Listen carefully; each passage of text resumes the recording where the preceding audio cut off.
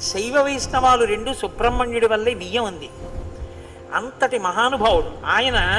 మహాజ్ఞాని, యుక్తకేశుడై గుండుతో గోచి పెట్టుకుని నిలబడి ఉంటాడు. అందుకే సుబ్రహ్మణ్య క్షేత్రాల్లో స్వామి వలయలో అలా నిలబడి ఉంటాడు.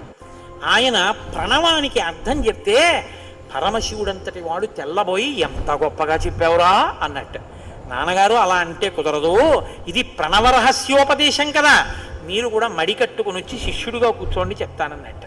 ఒరే ఎంత బాగా చెప్పావురా అని వచ్చి కూర్చొని విన్నట్ట. శివుడంతటి వాడు ఇంత బాగా చెప్పగలిగిన కొడుకు పుట్టాలని కదా కోరుకున్నాడు. ఆత్మాదిచ్చేత్ పుత్రాదిచ్చేత్ పరాజయం.